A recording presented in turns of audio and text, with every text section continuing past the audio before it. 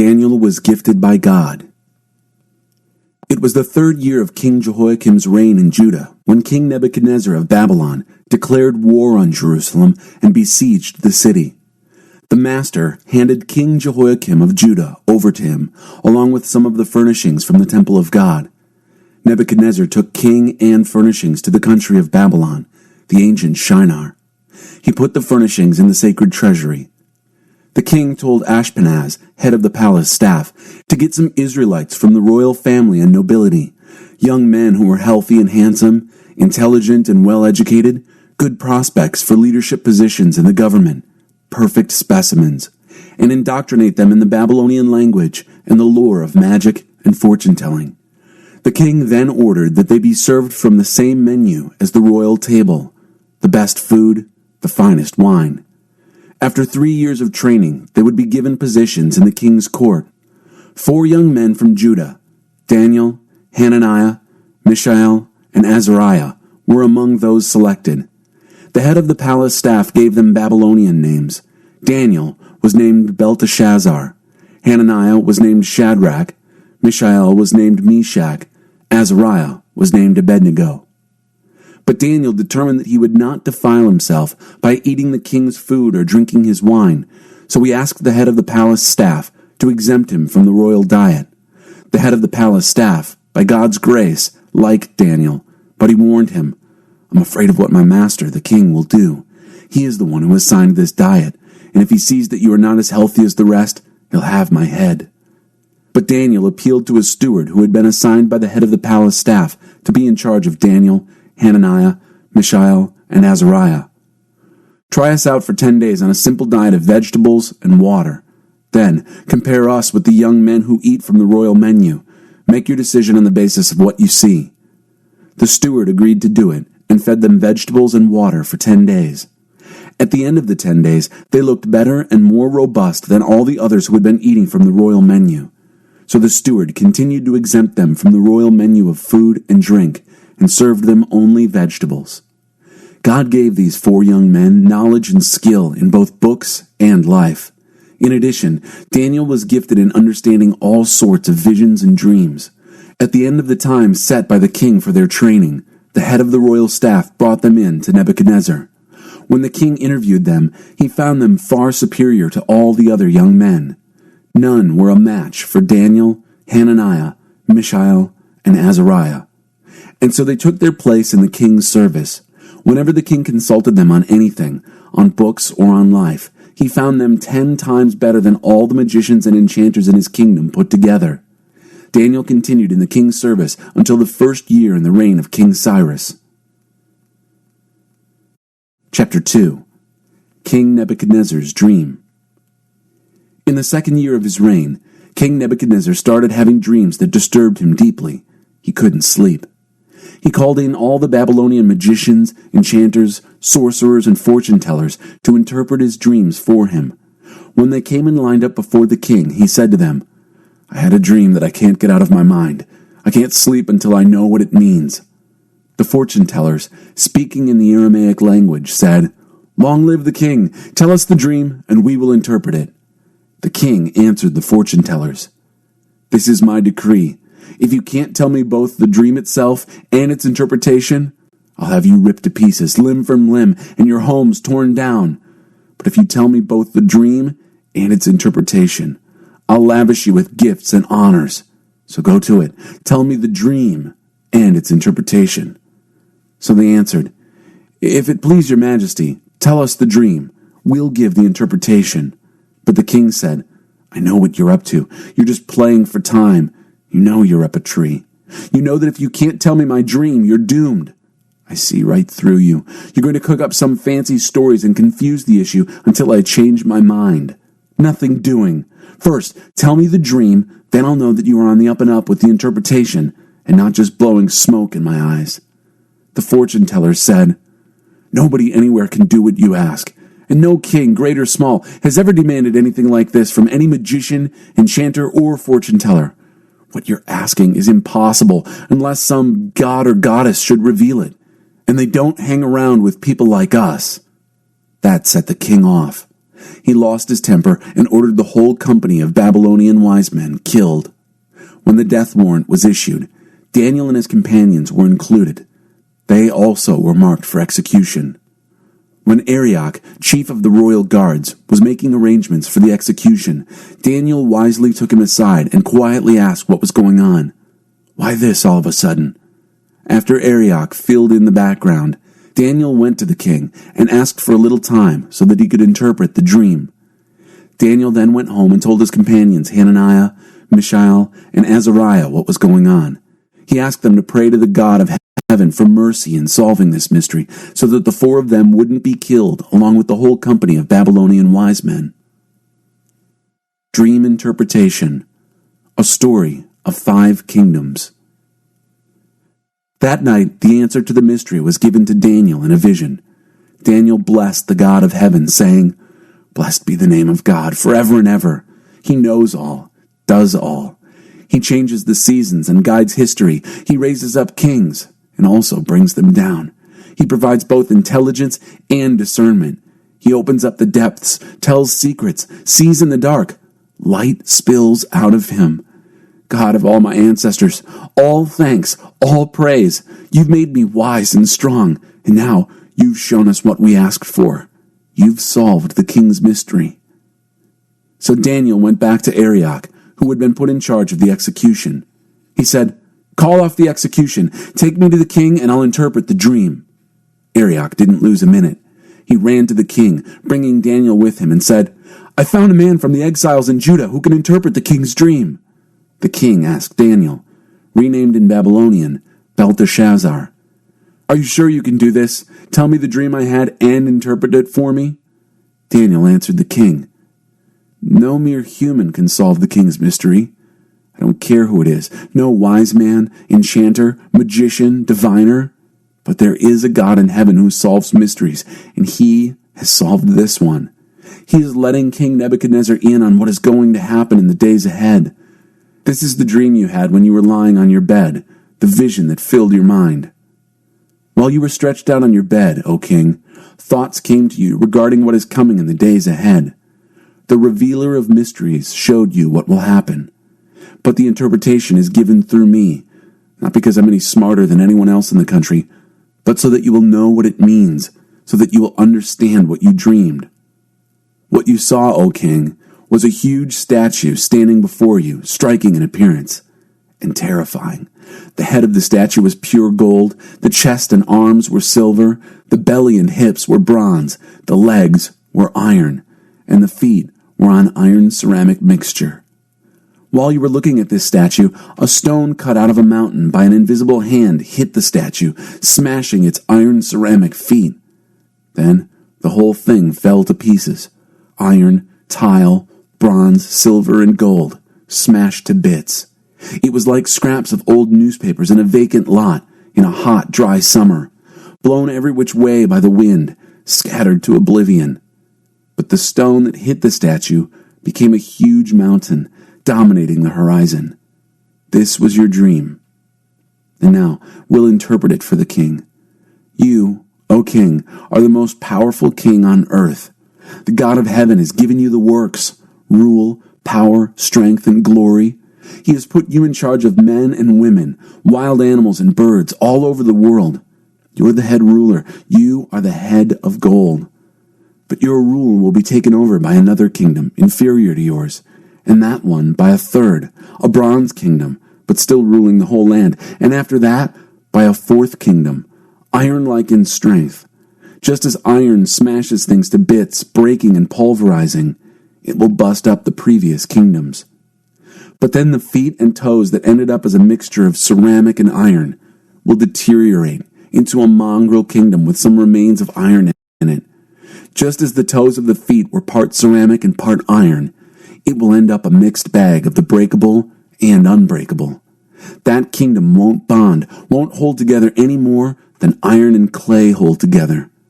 But throughout the history of these kingdoms, the God of heaven will be building a kingdom that will never be destroyed, nor will this kingdom ever fall under the domination of another. In the end, it will crush the other kingdoms and finish them off and come through it all standing strong and eternal.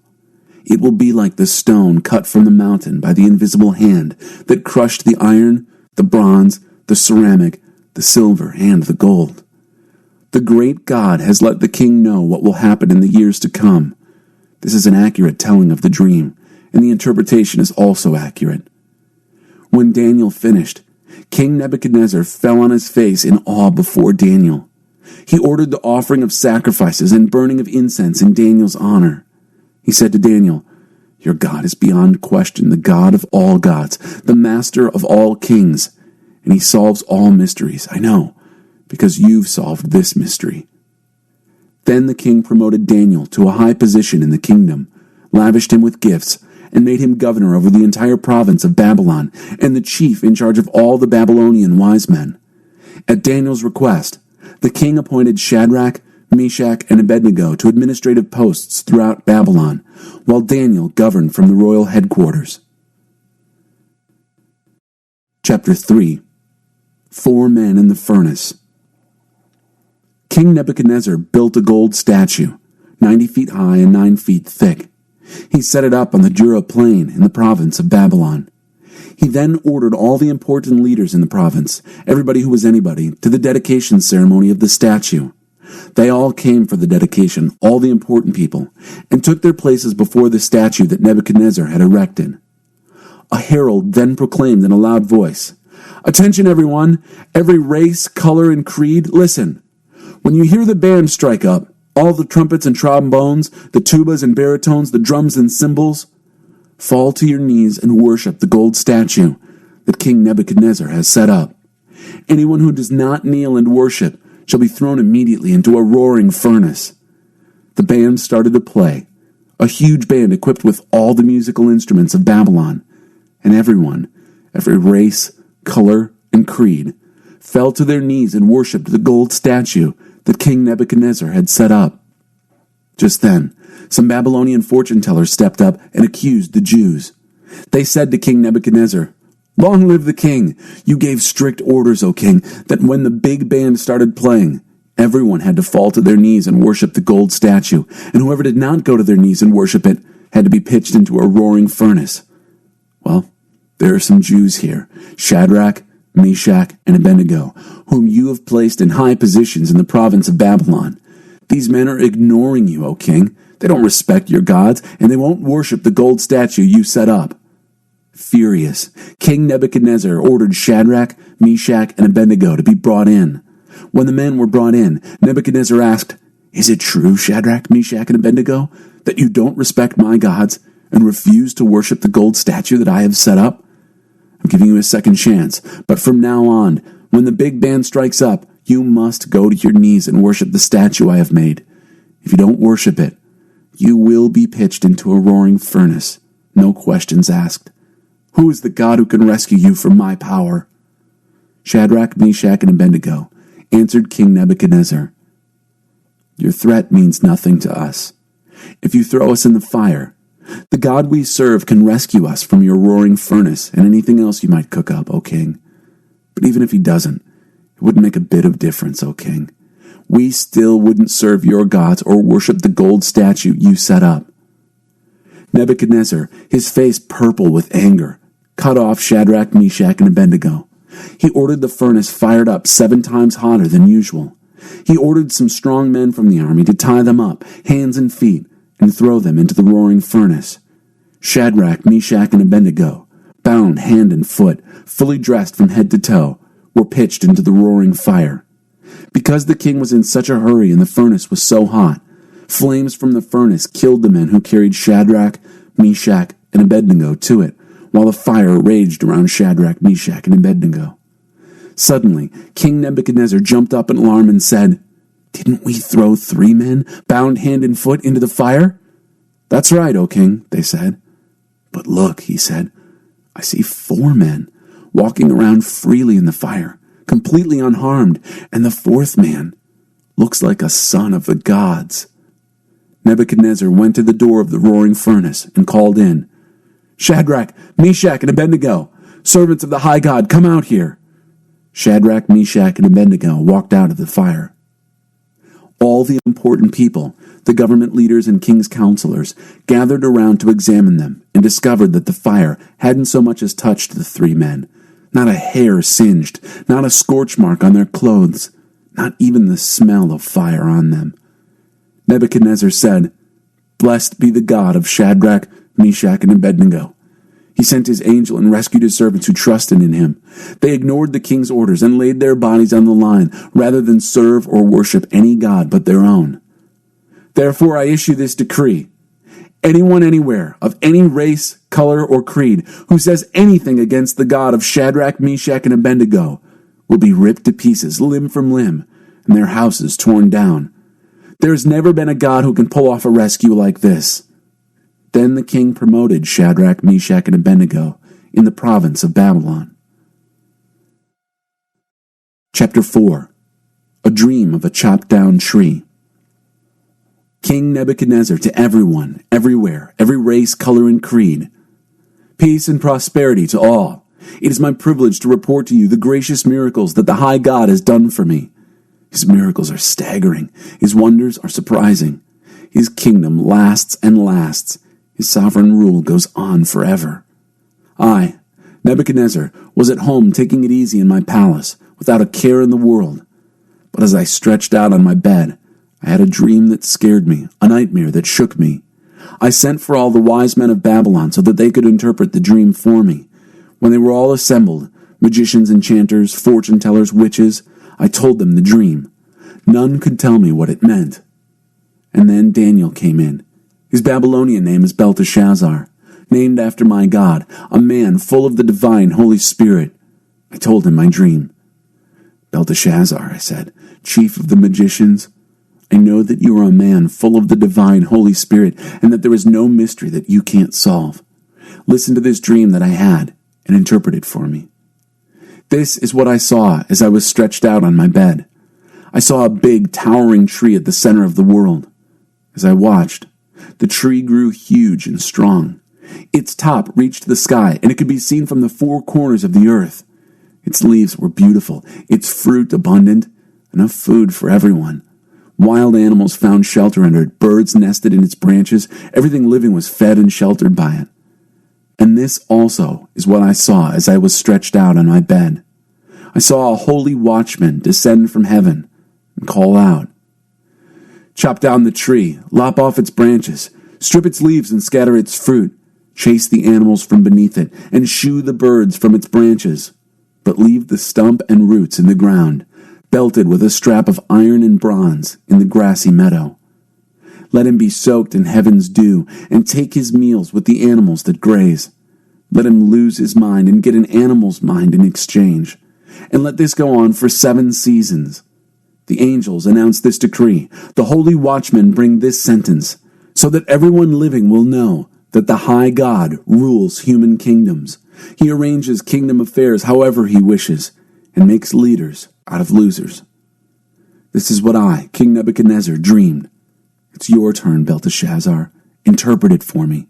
None of the wise men of Babylon could make heads or tails of it, but I'm sure you can do it. You're full of the divine Holy Spirit. You will graze on the grass like an ox." At first, Daniel, who had been renamed Belteshazzar in Babylon, was upset. The thoughts that came swarming into his mind terrified him. "Belteshazzar," the king said, "stay calm. Don't let the dream and its interpretation scare you." "My master," said Belteshazzar, "I wish this dream were about your enemies, and its interpretation for your foes. The tree you saw that grew so large and sturdy, with its top touching the sky, visible from the 4 corners of the world, the tree with the luxuriant foliage and abundant fruit, enough for everyone, the tree under which animals took cover and in which birds built nests. You, O king, are that tree. You have grown great and strong. Your royal majesty reaches sky high, and your sovereign rule stretches to the 4 corners of the world." But the part about the holy angel descending from heaven and proclaiming, "Chop down the tree, destroy it, but leave stump and roots in the ground, belted with a strap of iron and bronze in the grassy meadow. Let him be soaked with heaven's dew, and take his meals with the grazing animals for 7 seasons. This, O king, also refers to you. It means that the high God has sentenced my master the king. You will be driven away from human company and live with the wild animals. You will graze on grass like an ox. You will be soaked in heaven's dew. This will go on for 7 seasons, and you will learn that the high God rules over human kingdoms and that he arranges all kingdom affairs. The part about the tree stump and roots being left means that your kingdom will still be there for you after you learn that it is heaven that runs things. So, King, take my advice. Make a clean break with your sins and start living for others. Quit your wicked life and look after the needs of the down and out. Then you will continue to have a good life. The loss and regaining of a mind and a kingdom. All this happened to King Nebuchadnezzar. Just 12 months later, he was walking on the balcony of the royal palace in Babylon and boasted, "Look at this, Babylon the Great, and I built it all by myself, a royal palace adequate to display my honor and glory." The words were no sooner out of his mouth than a voice out of heaven spoke.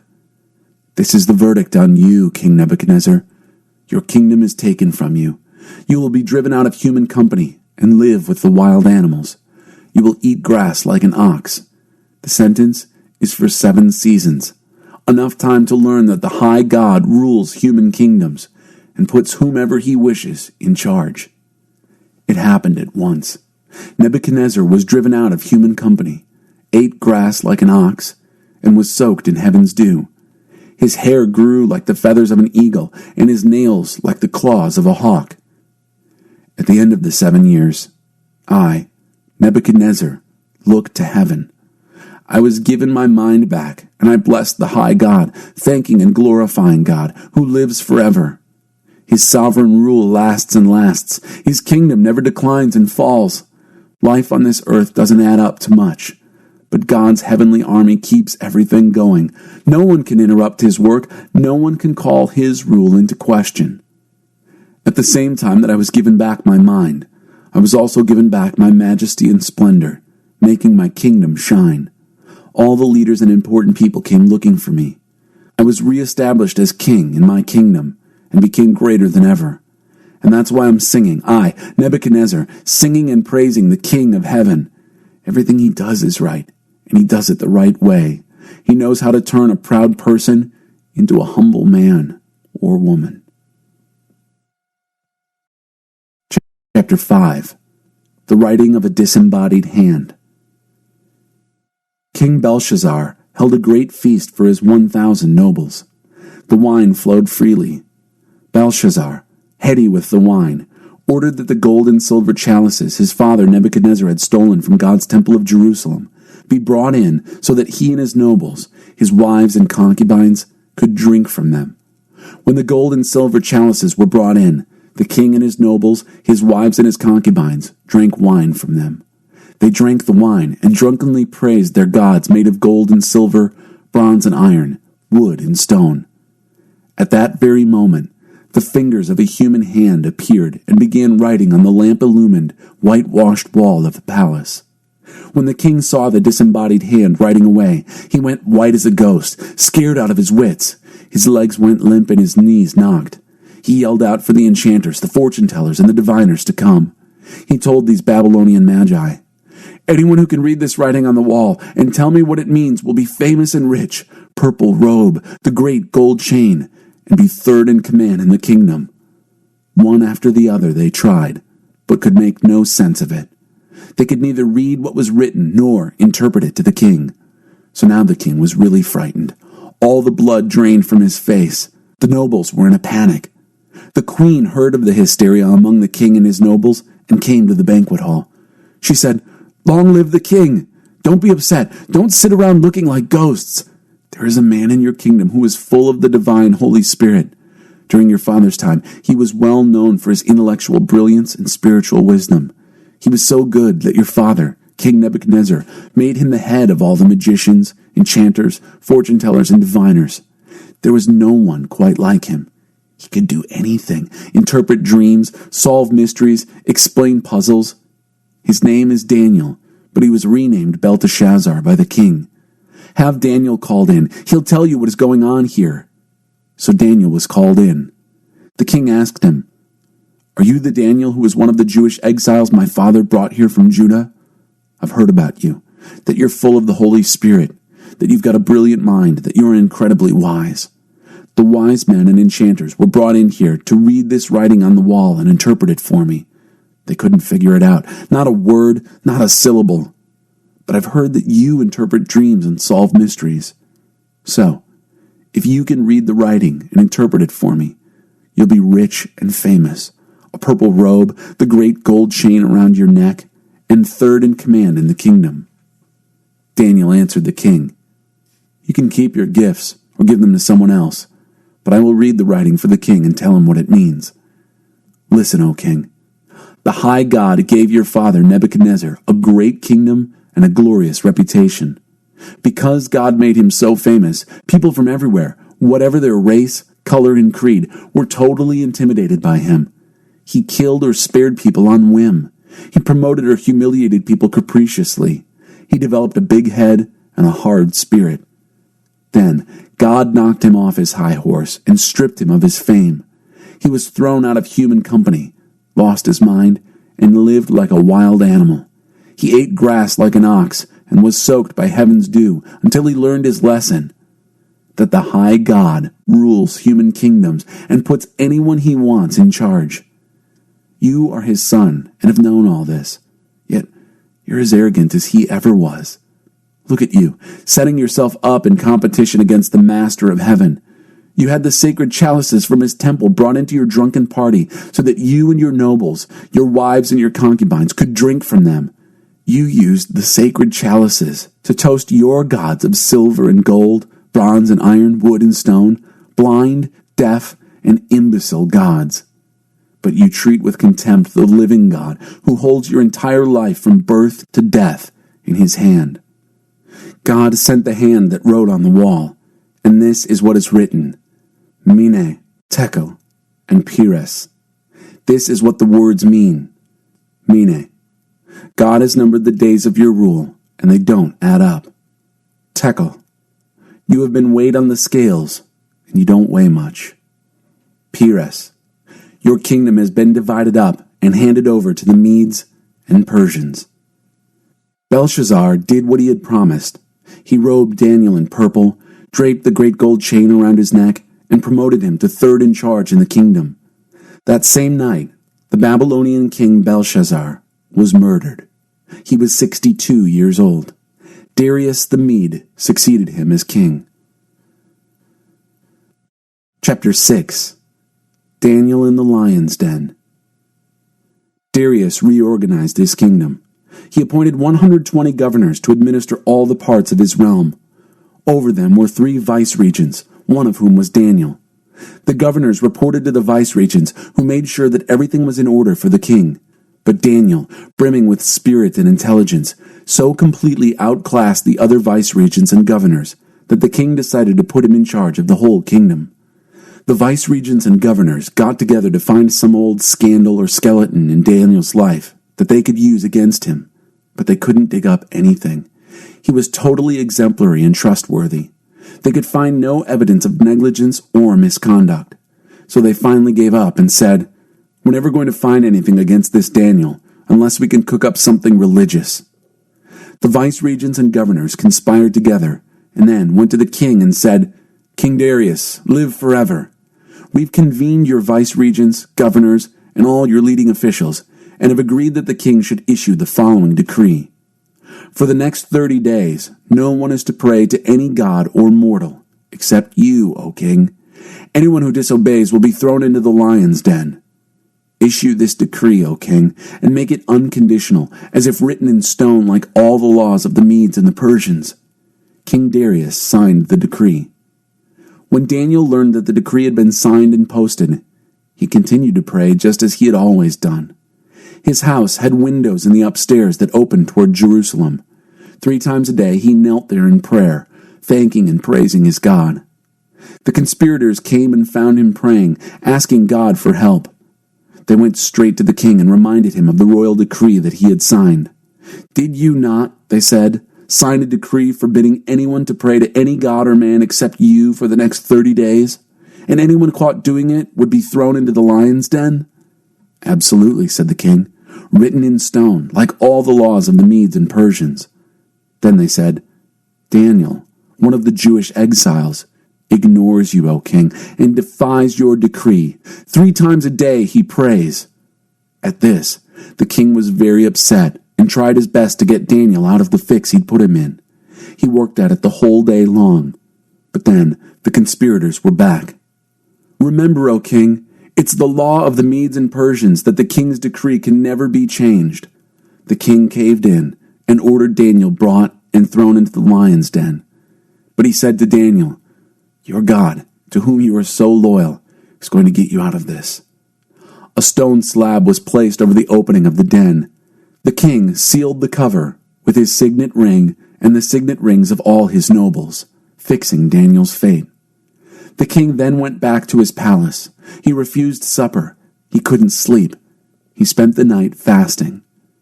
At daybreak, the king got up and hurried to the lion's den. As he approached the den, he called out anxiously, "Daniel, servant of the living God, has your God, whom you serve so loyally, saved you from the lions?" "O king, live forever," said Daniel. "My God sent his angel, who closed the mouths of the lions so that they would not hurt me. I have been found innocent before God, and also before you, O king. I've done nothing to harm you." When the king heard these words, he was happy. He ordered Daniel taken up out of the den. When he was hauled up, there wasn't a scratch on him. He had trusted his God. Then the king commanded that the conspirators who had informed on Daniel be thrown into the lion's den, along with their wives and children. Before they hit the floor, the lions had them in their jaws, tearing them to pieces. King Darius published this proclamation to every race, color, and creed on earth. "Peace to you, abundant peace. I decree that Daniel's God shall be worshipped and feared in all parts of my kingdom. He is the living God, world without end. His kingdom never falls. His rule continues eternally. He is a savior and rescuer.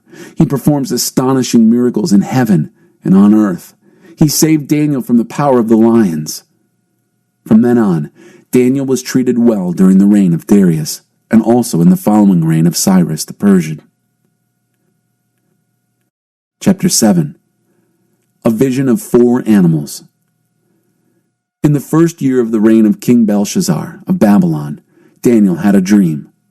What he saw as he slept in his bed terrified him, a real nightmare. Then he wrote out his dream.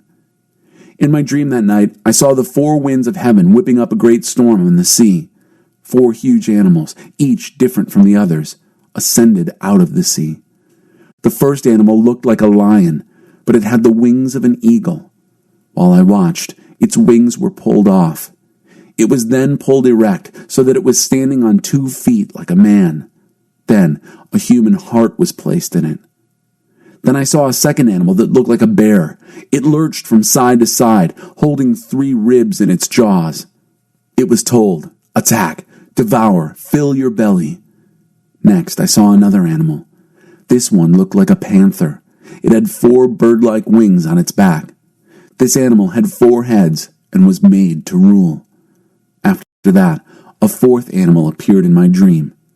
This one was a grisly horror, hideous. It had huge iron teeth. It crunched and swallowed its victims. Anything left over, it trampled into the ground. It was different from the other animals. This one was a real monster. It had 10 horns. As I was staring at the horns and trying to figure out what they meant, another horn sprouted up, a little horn. 3 of the original horns were pulled out to make room for it.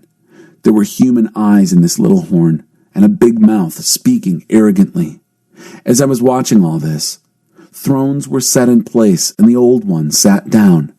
His robes were white as snow. His hair was white like wool.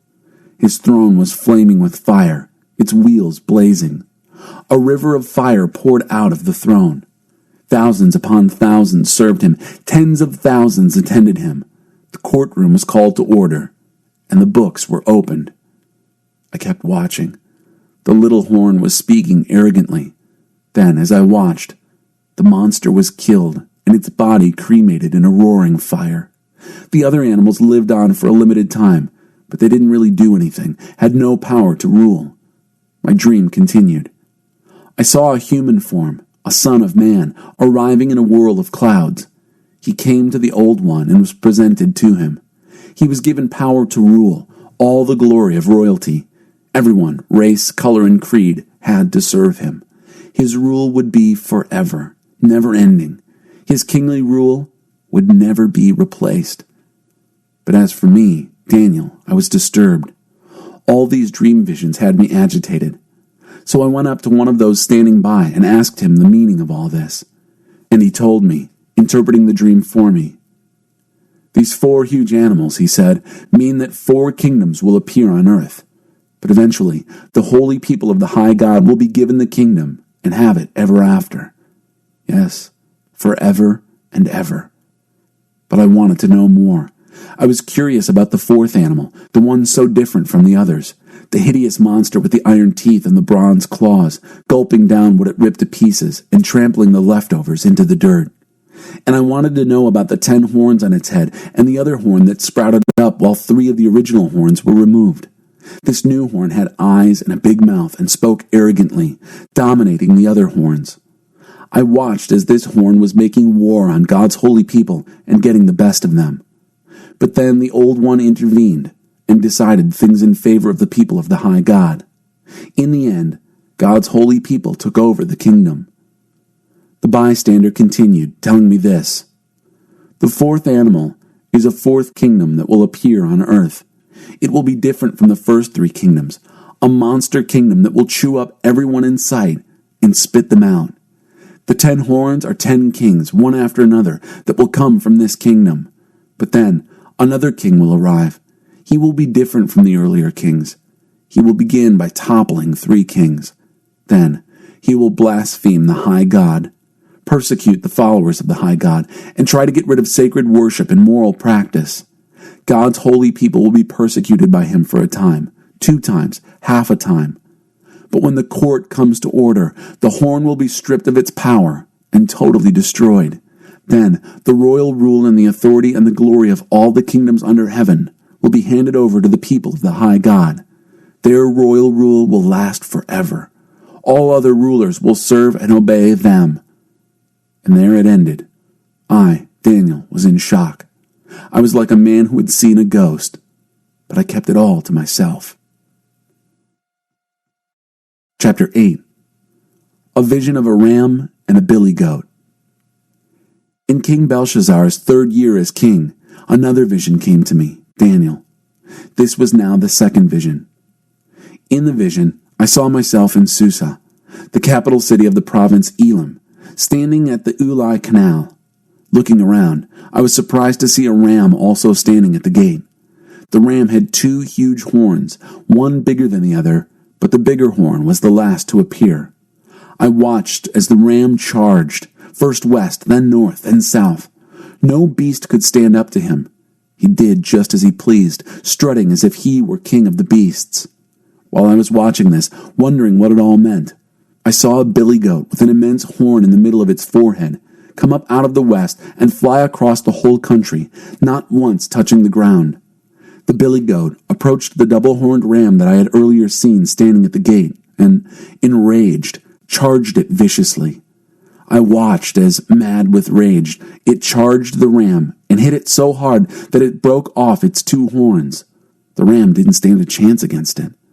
The billy goat knocked the ram to the ground and stomped all over it. Nothing could have saved the ram from the goat. Then the billy goat swelled to an enormous size. At the height of its power, its immense horn broke off, and 4 other big horns sprouted in its place, pointing to the 4 points of the compass. And then, from one of these big horns, another horn sprouted.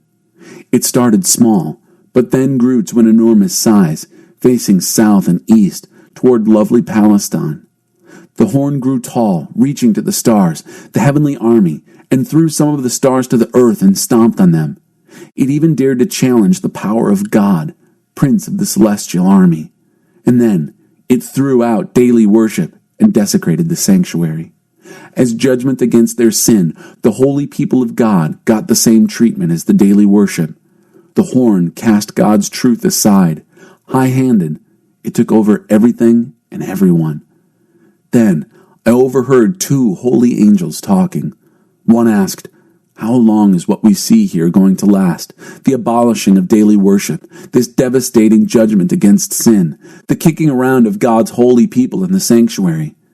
The other answered, "Over the course of 2,300 sacrifices, evening and morning. Then the sanctuary will be set right again." While I, Daniel, was trying to make sense of what I was seeing, suddenly there was a human-like figure standing before me. Then I heard a man's voice from over by the Uli Canal calling out, "Gabriel, tell this man what is going on. Explain the vision to him." He came up to me, but when he got close, I became terrified and fell face down on the ground. He said, "Understand that this vision has to do with the time of the end." As soon as he spoke, I fainted, my face in the dirt. But he picked me up and put me on my feet. And then he continued, "I want to tell you what is going to happen as the judgment days of wrath wind down, for there is going to be an end to all this. The double-horned ram you saw stands for the two kings of the Medes and Persians. The billy goat stands for the kingdom of the Greeks. The huge horn on its forehead is the first Greek king. The four horns that sprouted after it was broken off are the four kings that come after him, but without his power. As their kingdoms cool down and rebellions heat up, a king will show up, hard-faced, a master trickster. His power will swell enormously. He'll talk big, high-handedly, doing whatever he pleases, knocking off heroes and holy ones left and right. He'll plot and scheme to make crime flourish, and oh, how it will flourish. He'll think he's invincible and get rid of anyone who gets in his way. But when he takes on the prince of all princes, he'll be smashed to bits, but not by human hands. This vision of the 2,300 sacrifices evening and morning is accurate, but confidential. Keep it to yourself. It refers to the far future. I, Daniel, walked around in a daze, unwell for days. Then I got a grip on myself and went back to work taking care of the king's affairs. But I continued to be upset by the vision. I couldn't make sense of it. Chapter 9. God's Covenant Commitment. Darius, son of Ahasuerus, born a Mede, became king over the land of Babylon. In the first year of his reign, I, Daniel, was meditating on the scriptures that gave, according to the word of God to the prophet Jeremiah, the number of years that Jerusalem had to lie in ruins, namely 70. I turned to the Master God, asking for an answer, praying earnestly, fasting from meals, wearing rough penitential burlap, and kneeling in the ashes. I poured out my heart, bearing my soul to God, my God. O Master, great and august God, you never waver in your covenant commitment, never give up on those who love you and do what you say. Yet we have sinned in every way imaginable. We've done evil things, rebelled, dodged and taken detours around your clearly marked paths. We've turned a deaf ear to your servants, the prophets, who preached your word to our kings and leaders, our parents, and all the people in the land. You have done everything right, Master, but all we have to show for our lives is guilt and shame. The whole lot of us, people of Judah, citizens of Jerusalem, Israel at home, and Israel in exile, in all the places we've been banished to, because of our betrayal of you. Oh yes, God, we've been exposed in our shame, all of us, our kings, leaders, parents, before the whole world, and deservedly so, because of our sin. Compassion is our only hope, the compassion of you, the Master, our God, since in our rebellion we forfeited our rights. We paid no attention to you when you told us how to live, the clear teaching that came through your servants, the prophets. All of us in Israel ignored what you said. We defied your instructions and did what we pleased. And now we're paying for it.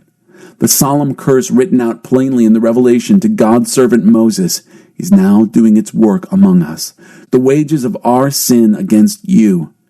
You did to us and our rulers what you said you would do. You brought this catastrophic disaster on us, the worst disaster on record, and in Jerusalem. Just as written in God's revelation to Moses, the catastrophe was total. Nothing was held back. We kept at our sinning, never giving you a second thought, oblivious to your clear warning. And so, you had no choice but to let the disaster loose on us in full force. You, our God, had a perfect right to do this, since we persistently and defiantly ignored you. Master, you are our God, for you delivered your people from the land of Egypt in a show of power. People are still talking about it. We confess that we have sinned, that we have lived bad lives, following the lines of what you have always done in setting things right, setting people right. Please stop being so angry with Jerusalem, your very own city, your holy mountain. We know it's our fault that this has happened, all because of our sins and our parents' sins, and now we're an embarrassment to everyone around us. We're a blot on the neighborhood. So listen, God, to this determined prayer of your servant. Have mercy on your ruined sanctuary. Act out of who you are, not out of what we are. Turn your ears our way, God, and listen. Open your eyes and take a long look at our ruined city, this city named after you. We know that we don't deserve a hearing from you. Our appeal is to your compassion. This prayer is our last and only hope. Master, listen to us. Master, forgive us. Master, look at us and do something. Master, don't put us off. Your city and your people are named after you. You have a stake in us. 77s.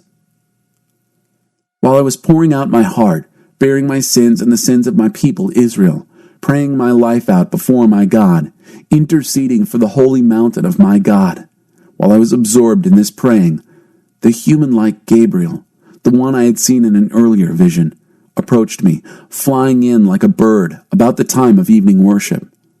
He stood before me and said, Daniel, I've come to make things plain to you. You had no sooner started your prayer when the answer was given, and now I'm here to deliver the answer to you. You are much loved. So listen carefully to the answer, the plain meaning of what is revealed. 77s are set for your people and for your holy city to throttle rebellion, stop sin, wipe out crime, set things right forever, confirm what the prophets saw, and anoint the Holy of Holies. Here's what you must understand. From the time the word goes out to rebuild Jerusalem until the coming of the anointed leader, there will be 7 sevens. The rebuilding will take 62 sevens, including building streets and digging a moat. Those will be rough times. After the 62 sevens, the anointed leader will be killed, the end of him. The city and sanctuary will be laid in ruins by the army of the newly arriving leader. The end will come in a rush, like a flood. War will rage right up to the end. Desolation, the order of the day. Then, for 1 7, he will forge many and strong alliances, but halfway through the 7, he will banish worship and prayers. At the place of worship, a desecrating obscenity will be set up and remain until finally the desecrator himself is decisively destroyed. Chapter 10. A Vision of a Big War. In the 3rd year of the reign of King Cyrus of Persia, a message was made plain to Daniel, whose Babylonian name was Belteshazzar. The message was true. It dealt with a big war. He understood the message, the understanding coming by revelation. During those days, I, Daniel, went into mourning over Jerusalem for 3 weeks. I ate only plain and simple food, no seasoning or meat or wine. I neither bathed nor shaved until the 3 weeks were up. On the 24th day of the 1st month, I was standing on the bank of the great river, the Tigris. I looked up and, to my surprise, saw a man dressed in linen with a belt of pure gold around his waist. His body was hard and glistening, as if sculpted from a precious stone, his face radiant, his eyes bright and penetrating like torches, his arms and feet glistening like polished bronze, and his voice, deep and resonant, sounded like a huge choir of voices. I, Daniel, was the only one to see this. The men who were with me, although they didn't see it, were overcome with fear and ran off and hid, fearing the worst. Left alone after the appearance, abandoned by my friends, I went weak in the knees, the blood drained from my face. I heard his voice, At the sound of it, I fainted, fell flat on the ground, face in the dirt. A hand touched me and pulled me to my hands and knees. "Daniel," he said, "man of quality, listen carefully to my message and get up on your feet. Stand at attention. I've been sent to bring you news." When he had said this, I stood up, but I was still shaking. "Relax, Daniel," he continued. "Don't be afraid. From the moment you decided to humble yourself to receive understanding, your prayer was heard, and I set out to come to you. But I was waylaid by the angel prince of the kingdom of Persia, and was delayed for a good 3 weeks. But then Michael, one of the chief angel princes, intervened to help me. I left him there with the prince of the kingdom of Persia. And now I'm here to help you understand what will eventually happen to your people. The vision has to do with what's ahead." While he was saying all this, I looked at the ground and said nothing. Then I was surprised by something like a human hand that touched my lips. I opened my mouth and started talking to the messenger. "When I saw you, Master, I was terror-stricken. My knees turned to water. I couldn't move. How can I, a lowly servant, speak to you, my master? I'm paralyzed. I can hardly breathe." Then this human-like figure touched me again and gave me strength. He said, "Don't be afraid, friend. Peace. Everything is going to be all right. Take courage. Be strong." Even as he spoke, courage surged up within me. I said, "Go ahead. Let my master speak. You've given me courage." He said, "Do you know why I've come here to you? I now have to go back to fight against the angel prince of Persia, and when I get him out of the way, the angel prince of Greece will arrive. But first, let me tell you what's written in the true book. No one helps me in my fight against these beings, except Michael, your angel prince." Chapter 11. And I, in my turn, have been helping him out as best I can ever since the first year in the reign of Darius the Mede. The kings of the south and the north. But now let me tell you the truth of how things stand. 3 more kings of Persia will show up, and then a 4th will become richer than all of them. When he senses that he is powerful enough as a result of his wealth, he will go to war against the entire kingdom of Greece. Then a powerful king will show up and take over a huge territory and run things just as he pleases. But at the height of his power, with everything seemingly under control, his kingdom will split into 4 parts, like the 4 points of the compass. But his heirs won't get in on it.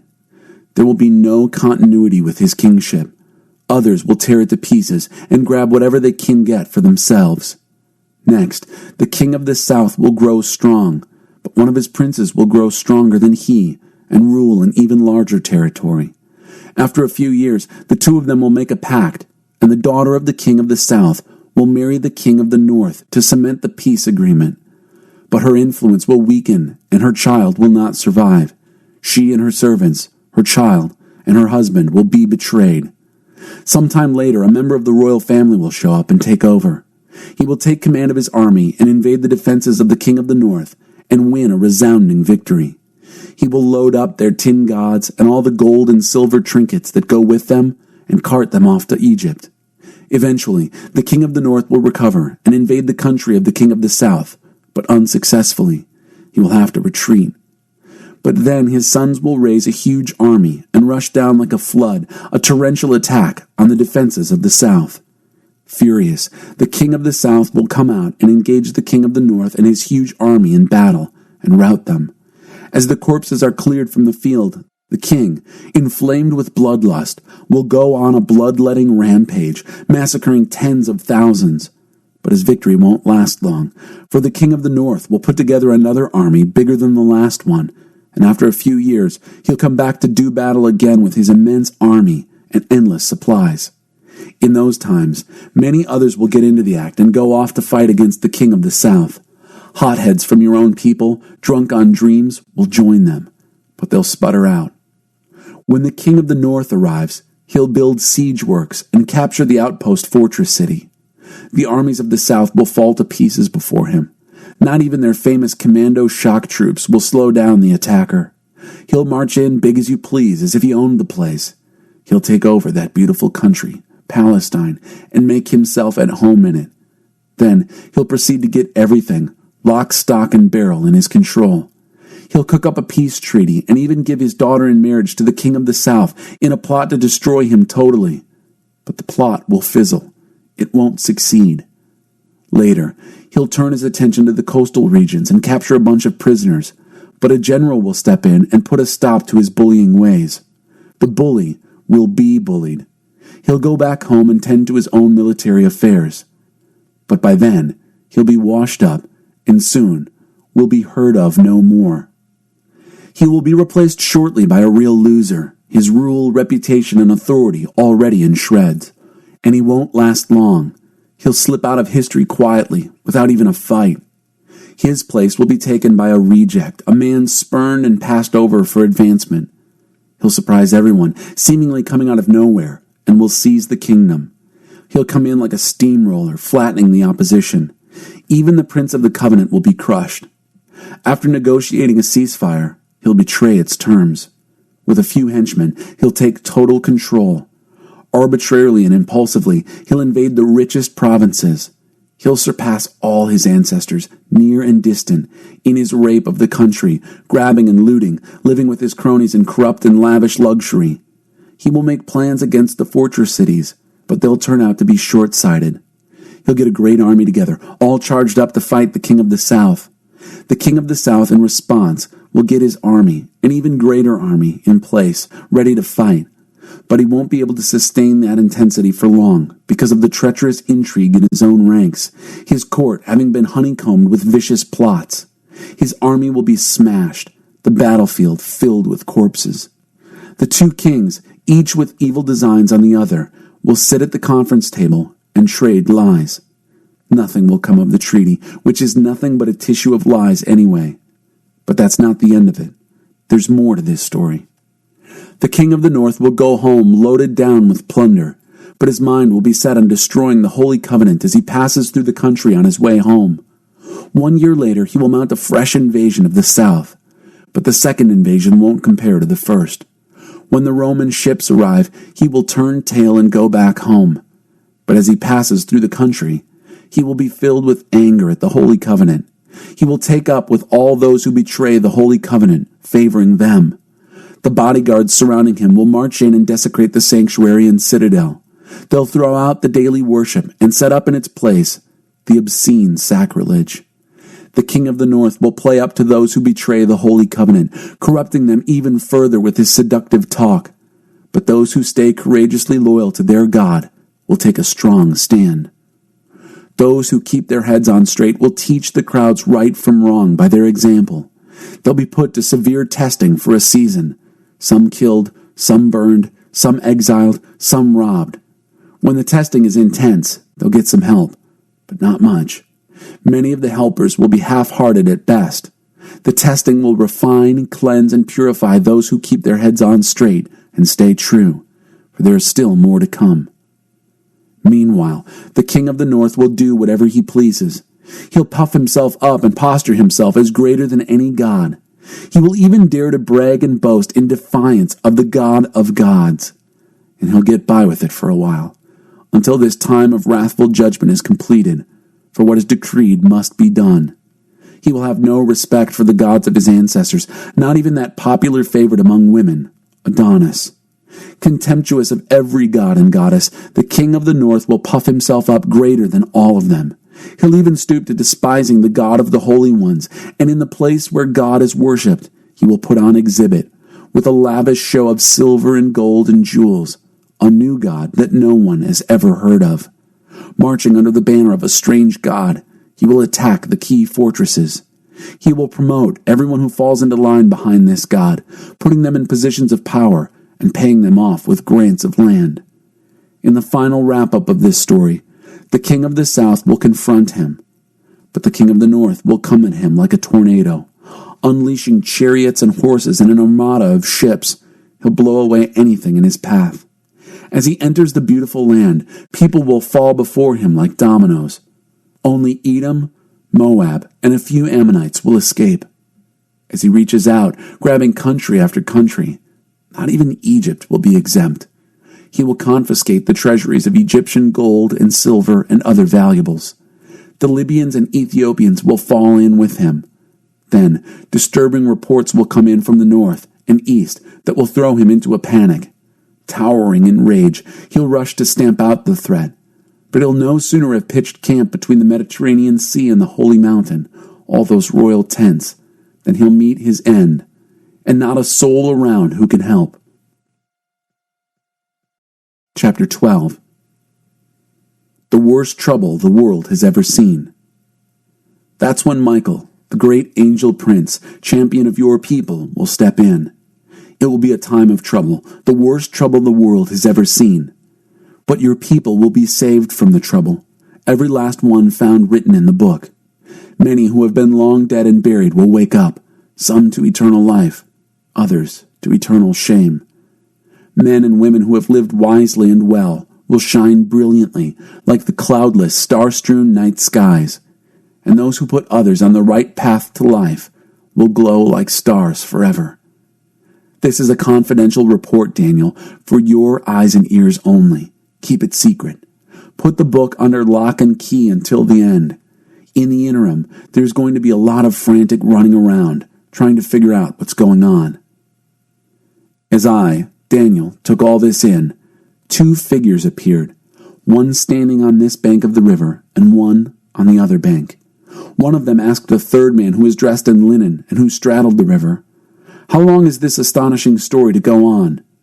The man dressed in linen, who straddled the river, raised both hands to the skies. I heard him solemnly swear by the Eternal One that it would be a time, 2 times and a half a time, that when the oppressor of the holy people was brought down, the story would be complete. I heard all this plainly enough, but didn't understand it. So I asked, "Master, can you explain this to me?" "Go on about your business, Daniel," he said. "The message is confidential and under lock and key until the end, until things are about to be wrapped up. The populace will be washed clean and made like new. But the wicked will just keep on being wicked, without a clue about what is happening. Those who live wisely and well will understand what's going on. From the time that the daily worship is banished from the temple and the obscene desecration is set up in its place, there will be 1,290 days. Blessed are those who patiently make it through the 1,335 days. And you? Go about your business without fretting or worrying. Relax. When it's all over, you will be on your feet to receive your reward."